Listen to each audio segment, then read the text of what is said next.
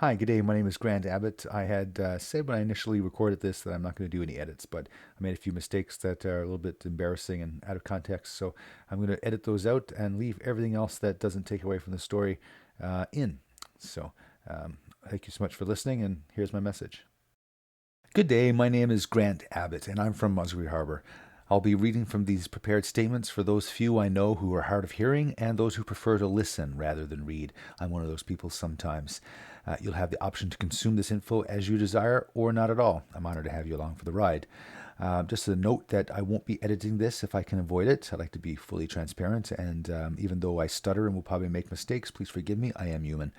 I'm running for municipal council in the next election on September the 28th, 2021, because I found out quickly that ideas submitted to local council have an easy way of being killed on contact. Please come out and vote. The last voter turnout was dismal. Don't let your lack of voting end up having someone get elected by default with 0 votes. That's what happens in a town this size. If you don't vote, people get a seat as councillor with no vote. Really, that's what happens.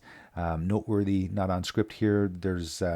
We're actually voting for the mayor on the election day this year, compared to previous year where the mayor was elected by the councillors as opposed to the people. So it'll be a very exciting election upcoming. We need support and informed collaboration with the town council in order to complete community interest projects successfully and efficiently. Town councils in general, especially the have not communities, have a duty to its citizens to consider any proposal for development. I'm repeating my message to ensure you know why I'm being persistent with town council. Essentially, only the town hall, the Pentecostal church, and the Salvation Army are listed as an organization that can receive and manage charitable donations in this town.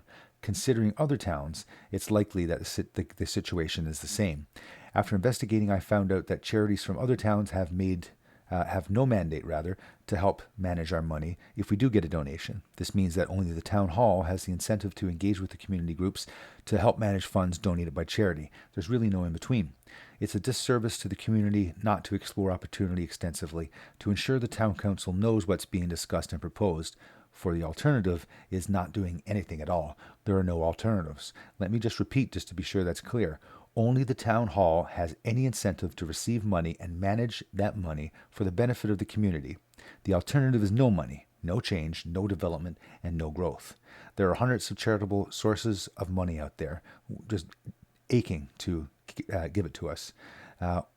Almost every one of them has stipulations about social or economic effects the funds are intended to address. So they tend to try to set themselves up to be matched with their own mandates of the company. Charitable organizations have collected money on behalf of companies that can't manage their donations themselves. So every year, there's a mandate to find sound and promising opportunities to donate that money to. The charity that had interest in fully funding the community garden did not get rid of their money as of the expected cutoff date, and extended their cutoff date by another month. Unfortunately, we cannot find somebody to receive the money and manage that money, so we still need to identify a registered charity or donee. Now, a donee in law is a person or entity who is given power of appointment. So take a look at the transcript below to find a link to CRA's website listing who can receive money from charity. CRA says qualified donees are as follows: a registered charity, including a registered National Arts Service Organization, a registered Canadian Amateur Athletic Association, a registered housing corporation resident in Canada, constituted exclusively to provide low cost housing for the aged, a registered Canadian municipality, a registered municipal or public body performing the function of government in Canada, a registered university outside Canada, the student body of which ordinarily includes students from Canada, a registered charitable organization outside Canada to which Her Majesty in right of Canada has made a gift, Her Majesty in right of Canada, a province territory, or the United Nations and its agency. So the only thing in this list that matches would be a charity or a registered Canadian municipality. We're not, unless Her Majesty comes to Canada and offers to give us some assistance, basically the only people who can help us would be your town. There's no other donees are going to come and save the day by accepting this money and to try to help make your town better. So Only your municipality can do this. I'm kicking this dead horse to ensure that you know our future lays in the hands of our municipal government. If you care anything about the future generations, and if not, for the current generation, you need to step up and get informed about how your municipal government works and influence it directly. Unless we find an unlikely charity somewhere that's interested in receiving the 10% administrative payment for handling charitable donations, we still need to lean on the town hall and expect better engagement. There needs to be some mechanism in place to help the community interest groups process money, or we're going to end up losing out on many opportunities. Now, without this opportunity, your town will be challenged to get any monies outside of the standard government provided project money. Zero charity, zero creativity, no bells, no whistles, just a standard model with no air conditioning. We need more creativity. We need careful thought and community service. That's something that you can bring to the table. Don't be intimidated. There are no stupid questions, only stupid answers. I'm going to make mention of this topic one last time and never speak of it again unless I'm provoked. This campaign has nothing to do with the individuals of the council or its employees. And I'll repeat it again.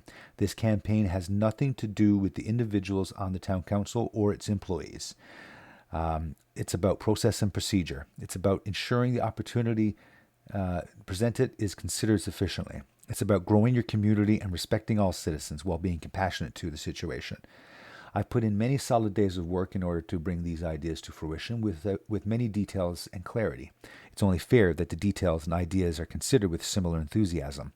All that being said, because the municipal council will be re-elected on September the 28th, I'm not likely going to engage in the current town council with any community projects anymore, at least not any more than necessary.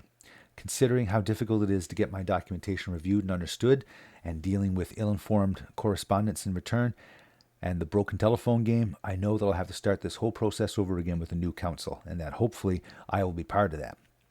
Now, in theory, though, based on how the current council works, I still won't be able to talk about the issues I'm part of outside council due to conflict of interest. I'm damned if I do and I'm damned if I don't. Now, some people out there have said that why don't I become part of the council? Then I can say all these things as opposed to talking outside of council. Well, the trick is that once you're part of a organization outside of council, and if you're part of council, you can't talk because of conflict of interest, or at least that's how the current council believes it works. There's a sticking point at the town hall, for instance, that the president of the Lions Club, who's also a councillor, cannot speak about Lions Club matters, and that a third person must represent the Lions Club, and or a letter must be written on their behalf in order to discuss the Lions matters. This is concerning because information is power. Information is what you need to make decisions. Why leave valid information censored while the only other person who can talk about the situation is in the room? I'm sure the council can be professional and ensure everyone's being unbiased with the information they hear.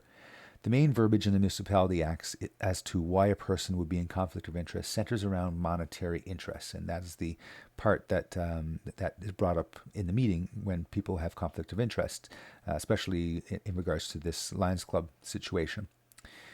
It says here that monetary interest means an interest or benefit consisting of money, exacted in money, relating to money, or of which money is the object, capable of being measured by its financial value, cost, benefit, advantage, or disadvantage, or affecting or potentially affecting a person's financial position or worth, his assets, or assets' value, but does not include remuneration or a benefit to which a councillor is entitled under this act.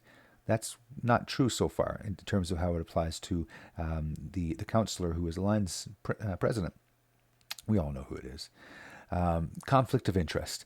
A councillor should not vote on or to a matter before the council or a committee of the council where the councillor has a monetary interest in the matter distinct from an interest arising from his or her functions as a councillor.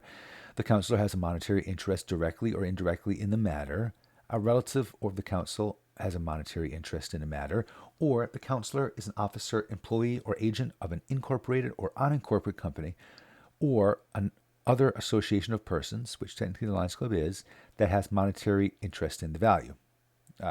Monetary interest in the matter. Now, does that mean that's the Lions Club? I guess it really depends on what monetary interest means. Let's just continue with that, though, because we need to be clear on what the full act says in order to get good context. For the purpose of the subsection 1, a relative of the counselor means father, mother, spouse, cohabitating partner, sister, brother, child, stepchild, ward, mother-in-law, father-in-law, sister-in-law, or brother-in-law of the counselor. For the purpose of subsection 2, cohabitating partner means a person with whom a counselor is living in conjugal, I always say that word wrong, conjugal, there you go, relationship outside of marriage. Spouse means a person to whom a counselor is married, unless the person and the counselor have made a separation agreement or their support obligations and family property have been dealt with by a court order. In order for an interest to be considered as one falling within the prohibition set out in subsection 1, it should be an interest distinct from the interests held in common with other citizens or classes of citizens in a municipality. So before, it's talking about relatives and how it can't be them. But here it says that the interest of the president of the Lions Club, for instance, needs to be different and distinct from the interest held common with other citizens or classes of citizens in the municipality. Now, technically, I'm a class of citizen different than the counselor. I also am distinct as an individual because I'm part of the community. I'm a class of citizen of the municipality that holds common interest in the Lions Club. So therefore, this basically tells me that the president of the Lions Club is not in conflict of interest because I also, not being a counselor, hold a similar interest. Disclosure. Where the counselor has interest described in subsection 207, the counselor shall state that he or she has interest and state the nature of the interest at the beginning of the discussion on a matter in which he or she has interest. And that statement respecting his or her interest shall be recorded in the minutes of the council or a committee of the council where that statement was made at the committee meeting. Where a counselor declaring a conflict of interest under subsection 1 is the presiding officer, he or she shall vacate the chair. So that means that if the mayor is the chairman of the board for that day and they have a conflict of interest, they need to vacate the chair during that conversation and not be part of chairing the board, making sure that things happen properly and fairly and unbiasedly. Where a counselor declares a conflict of interest under subsection 1, he or she shall immediately leave the meeting while the matter on which he or she has a conflict of interest is being discussed. So if there's monetary interest and the person has conflict, they must leave the room in order to not influence that conflict of interest. But the question is there monetary interest?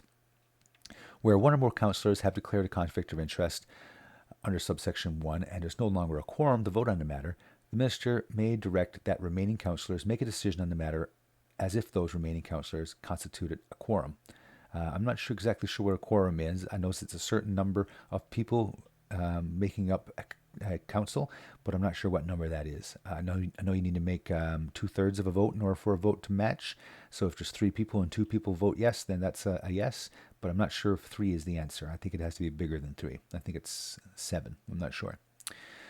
Where all councillors have declared a conflict of interest under the subsection 1, the minister may require that an official of his or her department prepare a report respecting the matter, and where the report indicates the councillor should proceed with making a decision, the minister may exempt the council from the application of section 207, and the councillors may vote on the matter.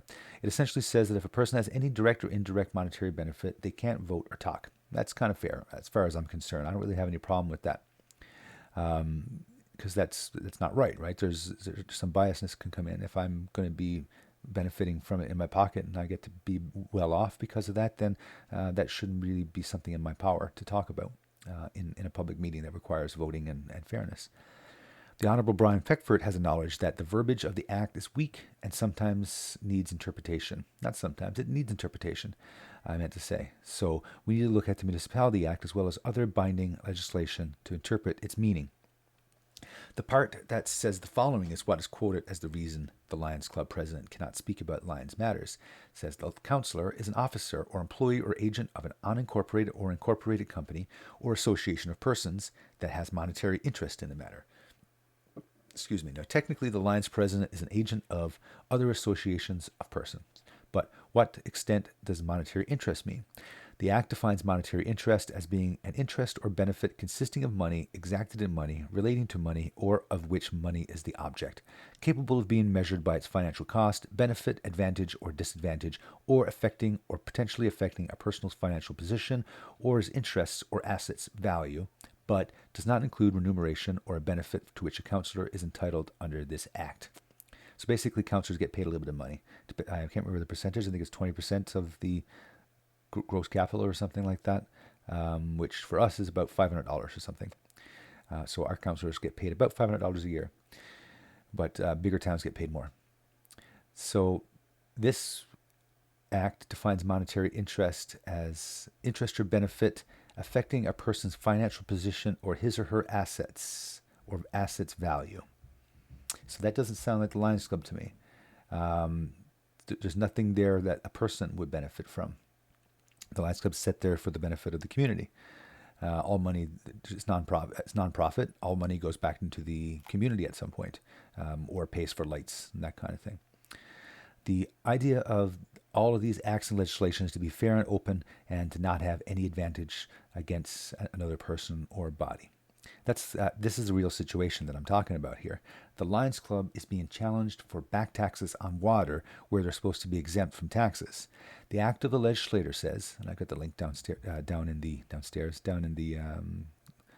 transcript down below. It says the following real property is exempt from real property tax. Now this is federal law and it's about property tax, but essentially it's the same because it touches on definitions of what nonprofit is and what their position of nonprofit is. So it says here, real property exempted by act of legislator, certain organizations. An agricultural organization, a board of trade or commerce, an agricultural association, a board of trade, or a chamber of commerce, no part of the income of which is payable to or was otherwise available for the personal benefit of any proprietor, member of, or shareholder thereof. Nonprofit corporations for scientific research and experimental development. Nonprofit organizations. So this is where it pertains to the Lions Club. It says a club, society, or association that, in the opinion of the minister, was not a charity within the meaning assigned by subsection 149.1, and that was organized and operated exclusively for social welfare, civic improvement, pleasure or recreation, or for any other purpose except profit, no part of the income of which is payable to or was otherwise available for the personal benefit of any proprietor, member, or shareholder thereof, unless the proprietor, member, or shareholder was a club, society, or association, the primary purpose and function which was the promotion of amateur athletics in Canada. So basically it says you can, if you're a nonprofit and you make no profit for personal benefit, if you're not an amateur athletics organization, you don't get charged taxes for property taxes. But as again, that it gets, I can't find the word. It gets brought out into the other situations where, other taxes, for instance, right? So, the town has a letter from a previous mayor just saying that the council, during his term, cleared the Lions Club for any taxes owing on water and sewer from that point going forward. But current council is demanding they pay money for back taxes. As you may be aware, the Marshall Harbour Lions Club, due to membership challenges, has been financially strapped for the past few years. They've still been helping out wherever they can, but it's been difficult times. COVID has not made things much easier. The Lions Club has a tenant now that does not use water, and the town council wants to charge back taxes as well as taxes going forward. The Lions Club does not use their money for profit or to fill any members' pockets, but rather they use this money to put back into the community and to pay bills, such as power, for instance. The current town council wants a part of that money. You need to speak up and address this with your councillor. The legislation obviously says that they are exempt, but it's easy to bulldoze somebody when the Roberts Rules of Order are not known by the majority of members of council, or if there's infighting and people aren't looking out for the good of the people, of the other people. The Lions Club had to recently raise money for a family in risk of losing their home within the community due to back taxes on water and sewer, with very little compassion from the town hall. They couldn't get the water turned on at their the Lions Club, because of the back taxes, in order to make food and use the facility as a base for helping the community. Which so basically, they were very thankful to get a tenant to pay their bills and to keep the lights on over there and allow them to use that space for the benefit of the Lions Club and the benefit of the community. Without the Lions Club having money, the balance of power is lost and left all with one group, which is the town hall. We can't let this happen. Just to be clear, it's not about the reputations of the current council, because we don't know what their town hall reputation is. It's all behind closed doors. There's no cameras, and the minutes are locked behind a paywall. I still have the voice of the minority in my ear. I have to repeat that because that's not very clear. I still have the voice of the minority in my ear. That makes me sad for their family and friends. Other than that, I'm thrilled about the support that I've received. As of today's date, we have 127 members of my advocate page. There's been countless people who've contacted me directly with words of support, and 50 or more unique people who have indirectly given me support by liking or sharing my posts. Then there are about 20 or so people who've gone out of their way to visit me at my house, to tell me to keep going, and they're proud of me. And in contrast, there's only about 6 to 10 people who have expressed aggression, or complete misunderstanding of the projects. I forgive you, and I hope that we can move on and grow and still be able to work together. I won't hold a grudge if I don't have to watch my back. We're all human, and we all experience things in different ways. The secret to solving disputes tends to be mutually investigating misunderstandings. I feel that all it takes is provision of the right information, and someone should be able to accept the facts, and then there's no aggression against them. If there's still aggression or still misunderstanding the facts and unwillingness to discuss, then it's on the aggressor, not on the person who is, trying to express the concept. I'm not spending any more energy on this concept, though. It's a disservice to my message. The thing is that if the majority speaks out, the minority will have trouble trying to react. They will know that their actions are not accepted. If the minority can lash out and take physical actions to make me be quiet, imagine the power of the many when the minority knows that their actions is unacceptable. You're not weak. You're not powerless. In numbers, we're unstoppable, and the minority will just have to retreat. Together, we can create a world of harmony and respect for our ancestors, our neighbors, and our future descendants. A stark contrast to how I've been treated with the very few minorities while working to accomplish community interest projects. Before I go any further, I'd like to say thank you to all my supporters out there. Some of you have been looking at the likes and the comments and the views and saying, oh, he's not getting any support. Am I right to support him? It was even said on the July the 15th town meeting that because the town hall is not receiving any phone calls about Big Brook Cemetery, it doesn't look very good for my cause. It may seem counterintuitive, but the loudest voice tends to be the minority, not the majority. The definition of vocal minority is the small group of individuals that frequently and strongly voice their opinions, contrasting the silent majority that makes up most of the population base, but rarely gives their opinion. Research suggests that the majority of people in organizations or groups are sociopaths and actively focused on destruction of others. These groups can be loud, passionate, and fired up, and easily draw the attention of cameras and microphones. If we don't be careful, we may start to believe that these groups are the voices of the majority. If we're observant, we may see that there's a difference between the loudest voice and the one that represents the majority. Colleagues, leaders, team members, and organizations have taught me over the years that the loudest voices, flashiest objects, catchiest slogans, while distracting and interesting, don't represent their thinking. They have taught me that to be engaged for the good of the people, pro bono publico, you need to be curious about the experiences of others and how this intersects with our history and how it affects our future. Level-headed, logic-driven people have also shown me that compassion and empathy are also in abundance. Really, that's true. Most people are truly good and want to help, not hurt. It's the vocal minority that makes it look like the scales are tipped. So the lessons that I learned: remain optimistic that these good people will continue to feed their curiosity, support the cause they're passionate about, and just as importantly, find and use their voices. The microphone is waiting for these empathetic people. The camera needs to see the compassionate. Both the camera and the microphone need to capture all the fire and passion and that empathy and compassion can muster. I understand how you don't want to be dragged into the drama or be trolled, but because I've borne the brunt of the unreasonable actions from the minority. I've been accosted and verbally assaulted by at least 3 people because of the community garden and the beach cleanup and the cemetery project.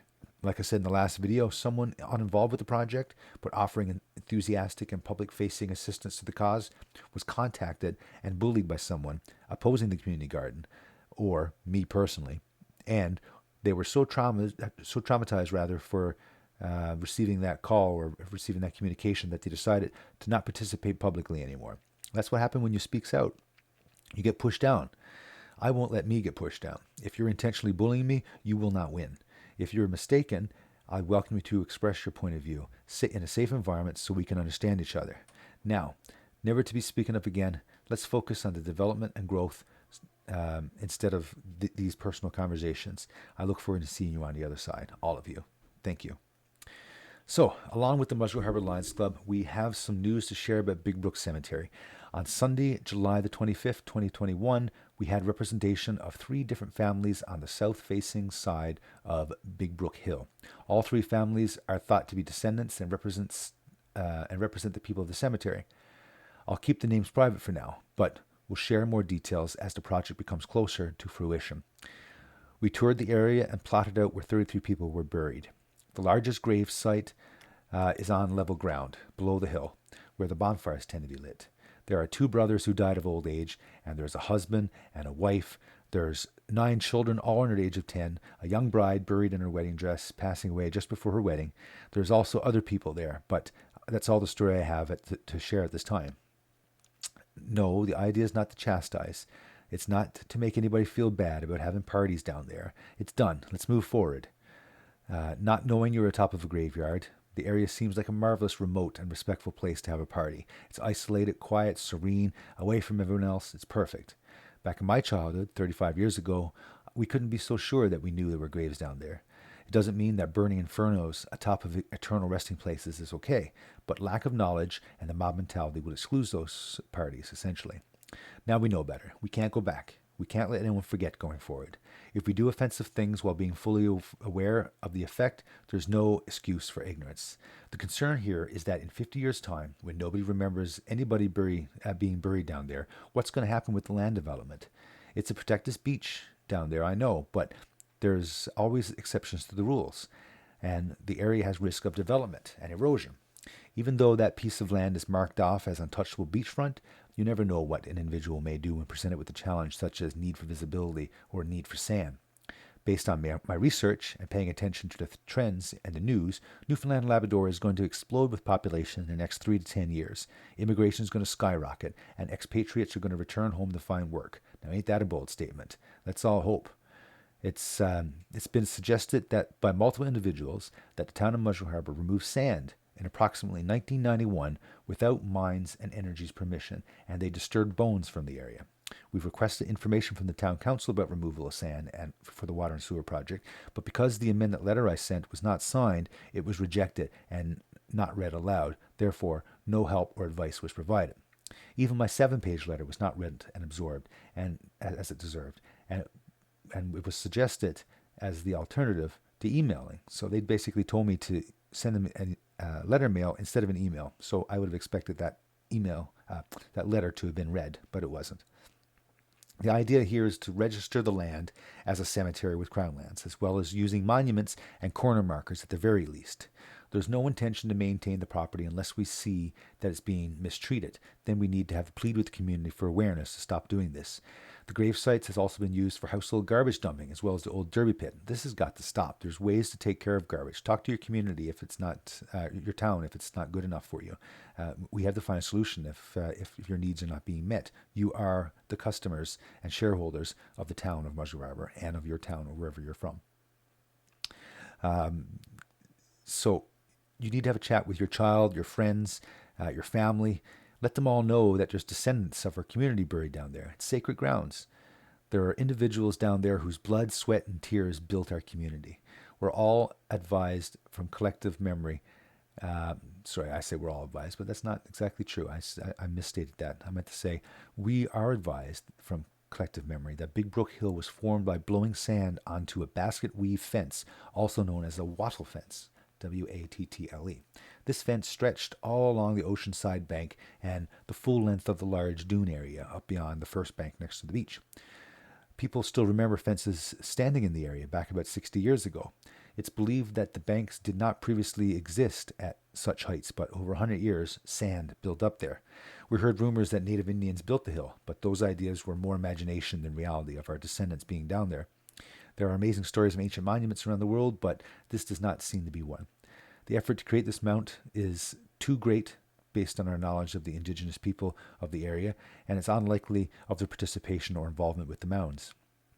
Speaking with Minds and Energy and some geologists, they think that it was formed by glacial deposits, glacial deposits. There you go, like down in Cape Frios. The direction of the currents from the Labrador Sea being eroded takes the sand from the eroded Canadian Shield and calcium from sea creatures down to our shores and inlay it into our coves with all this sand. Depositing the sand along the beach is one thing, but then we have the concept of how sand dunes were formed. It's quite complicated, but if you look at the notes below in line in the transcript, you'll see a link for those who are interested in exploring how the dunes are created. So it's quite likely that the fences could have contributed to the formation of the dunes. The sand in the area to the west, aligned with Big Brook access road towards the beach, was removed in 1976 to provide sand for the Twillingate Hospital to make cement.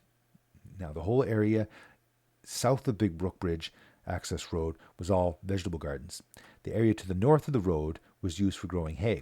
There were no trees or bushes, just grass. In the middle of the hay field, next to the bridge access road, there was a hay barn used to store hay for drying. On the northeast corner, at the intersection of the access roads, there used to be a house. In living memory, Big Brook used to run out towards the rocks in the ocean and has migrated to the east ever since. Besides the largest cemetery, one gravesite is at risk of erosion from Big Brook and is being eaten away by ATV tracks. If the second gravesite is where we expect it to be, some erosion control would need to be implemented, such as putting rocks around the perimeter and adding new soil atop of the graves. In approximately 1989, the Musgrave Harbour Lions Club spent money and also used voluntary labor to build a fence around the large graveyard. According to the people involved, the fence was promptly burnt the next day or the following weekend. I personally can remember that fence being up.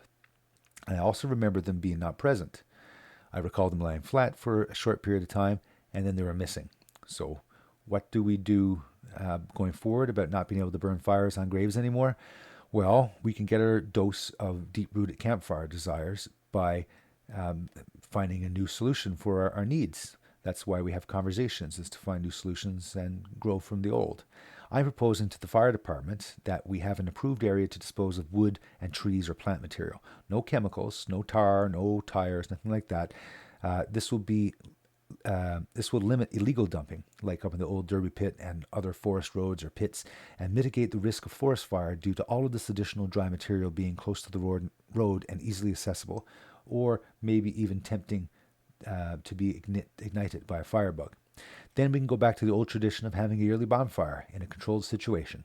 Even though the meaning behind the bonfire is no longer relevant, getting together or socially and enjoying the bonfire would be a good custom to bring back and a great way to get rid of organic material. There are pros and cons to burning, but considering other risks, I think why not? Let's discuss, eh? So, what's the plan going forward about Big Brook Cemetery? There are 2 sites, possibly 3 broken down, if you consider the situation down there. We need to investigate 2 of the sites to ensure the scenario is as we expect. We obviously cannot dig to see what's under the ground, so what can we do? Crown Lands has suggested that I reach out to Grenfell College to get access to their ground penetrating radar. I've spoken with Professor Lakshman Galagadera, I hope I pronounced that correctly, from Grenfell College in Corner Brook, who's responsible for instructing the use of the ground penetrating radar. He's interested, but we would need to approach the dean of the college to allow us access to the equipment, as well as 2 students and a budget to visit Musgrave Harbour. We may have to pay or donate some money for this. We will cross that bridge when we get to it. But the idea is what's important. We'll be able to schedule this visit in late summer up until things start to freeze, at which point the ground penetrating radar will not be effective anymore. The area would need to be cleaned up and mowed before we would even consider having the professor and students out. There's fiberglass there, glass itself, metal, lots of ashes, along with other items all strewn over the graves. We need a tiny excavator or a tractor to come down in advance to help us move the material. If you know anyone, please let them know that we're looking for somebody to help us out with this worthy cause.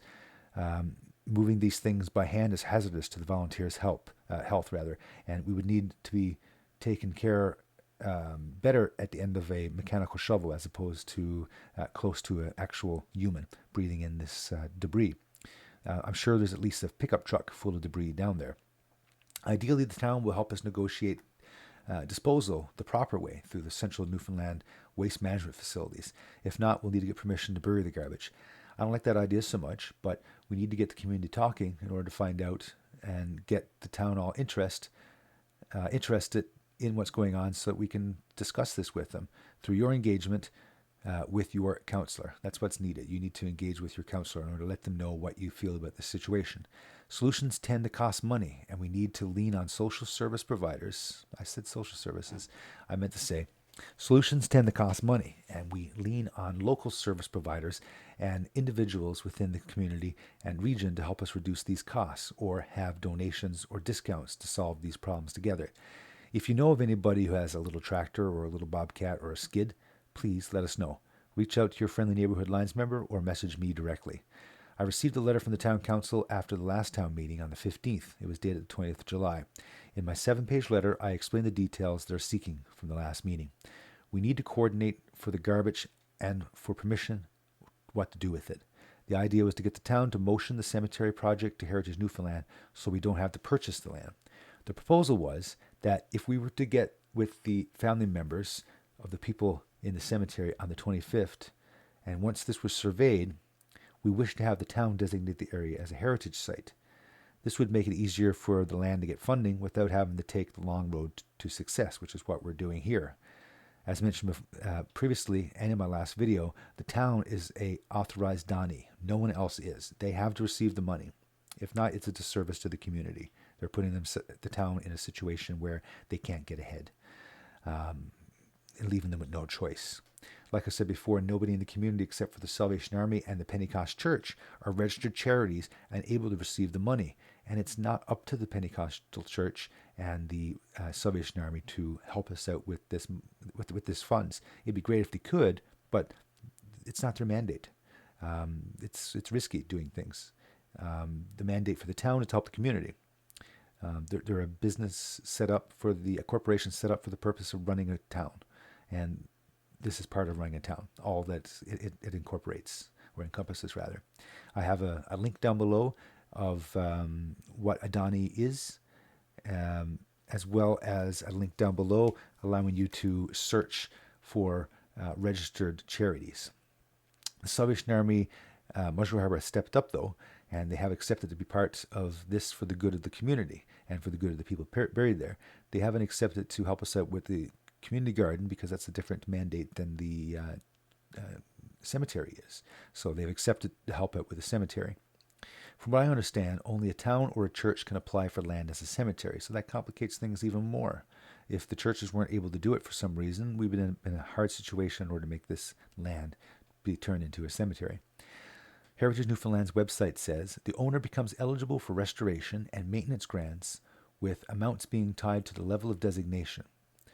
A building must be designated prior to submission of a heritage grant application. So also land also applies to that. Cemeteries are also eligible. A plaque owned by Heritage Newfoundland will be placed on the building that tells of the historical significance. The structure is listed on the Provincial Register of Historic Places.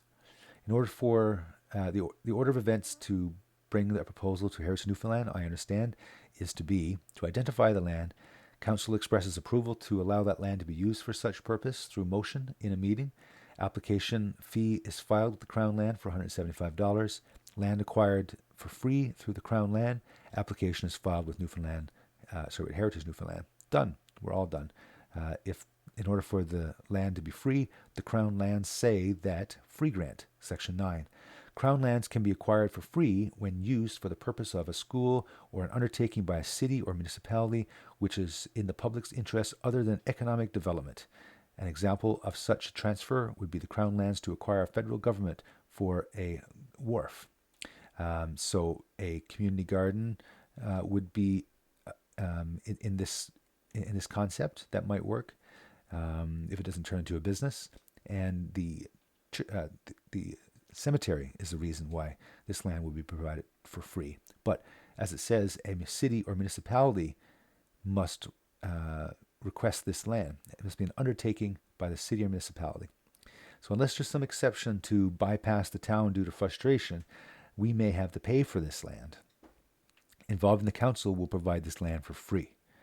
Hopefully, our next council will be more than willing to discuss new ideas in detail and be sure they understand the proposals before jumping to conclusions. I'm not in a position to talk about families or previous owners of the property or who's buried there at this time, but there are public records of who is buried down there, curated by members of the family.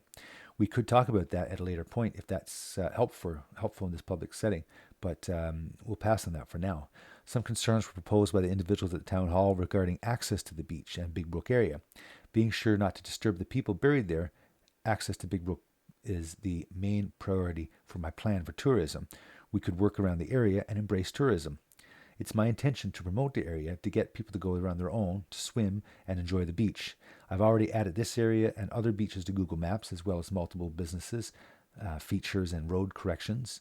Promoting Big Brook and the beach would look like upgrading Big Brook Access Road and making parking available at the end. According to Crown Lands, all this area is off limits, but could be developed with careful planning and coordination with the town and Crown Lands.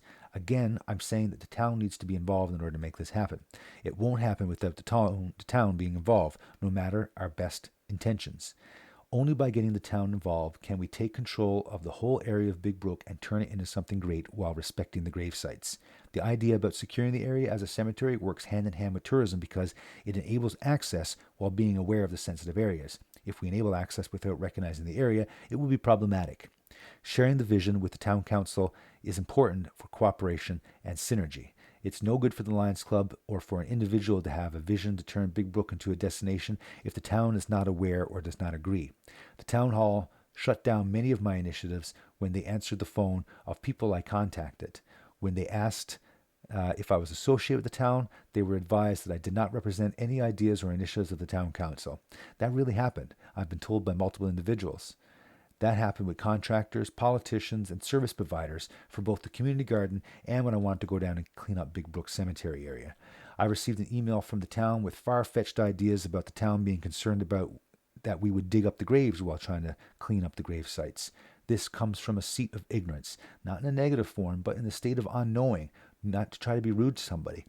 Being more aware of the proposal would eliminate all the static and unnecessary questions or uninformed responses. The letter that was unsigned asking about the 1991 event where the bones were exhumed by accident using a backhoe for water and sewer project, they knew it came from me. Who the heck else would write this stuff? Because it's not signed, and due to red tape games, they did not read the letter or acknowledge the question to help figure out when the bones were exhumed. The unwillingness to collaborate made it difficult to identify the far reaches of the cemetery at the time. I'll be reaching out to a few of our older seniors over the next few days and weeks to get more information about the cemetery. If you have any information you think will help, please reach out to chat. Let's see if we can reform our town hall to work for us, not against us. We are not sheep, we are creators. Cheers.